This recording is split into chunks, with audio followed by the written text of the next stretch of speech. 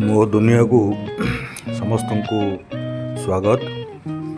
आज घरे बनई बैगण आलू पोड़ा चुली पोड़ा ताकू सोरिष तेल कंचा शुखिला लंका पोड़ा आ पियाज रसुण लेंबू ताकू दला होगी गोटे पाग तैयारी करा जायछि।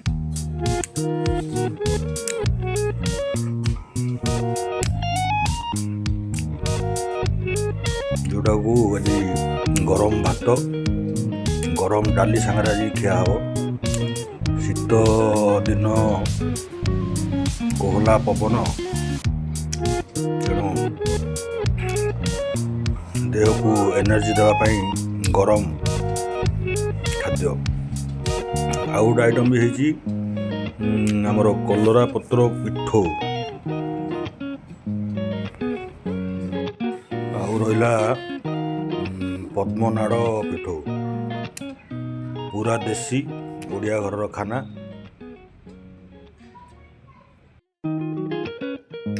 एबे आसीगला आमर पित्तल थाली रे गरम भात डाली हरड़ डाली मटर चना तरकारी आमर होइतिला पाग बैगण चकटा आलू बैगण चकटा स्पेशल आज ता सांग को रहा कलरा पत्र चाउल पिठो रहा पद्मनाड़ पिठो।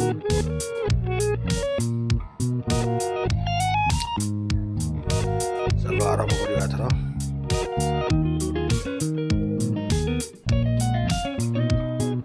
गरम भात रे डाली की उड़े तार बाइट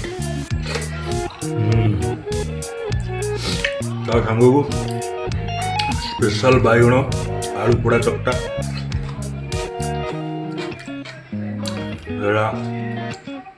पद्मनाड़ बेसर काली भी होता पद्मनाड़ बेसर ये हूँ आज स्पेशल हितकर पार्टी की टी पिता किंतु हितकर ये हूँ कलरा पत्र पिठो भजा।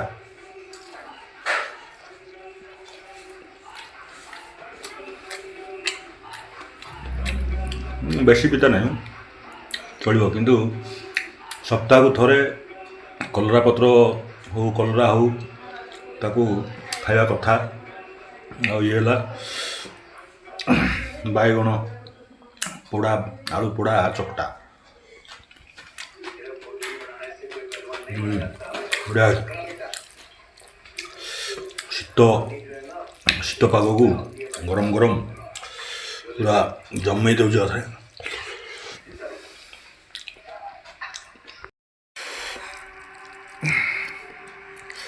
डाली भात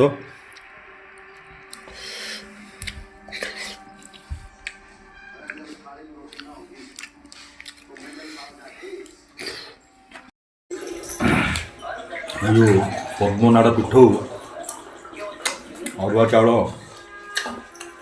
कंचा लंका पियाज अदा रसुण ताको बटा ही एमती सरू सरू पतला की काटिकी ताको सोरिष तेल रे तावारे भजा हो तार जो मजा क्रिस्पी क्रिस्पी गोटे कले जानिबे कि लागुची ताको भात रे भात ऊपर टिके थोईदेवे एमती ताल खाए।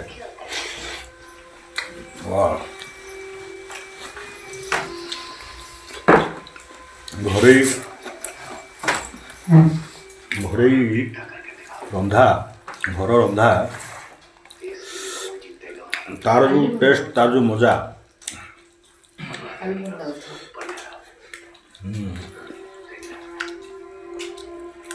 आला कलरा पत्र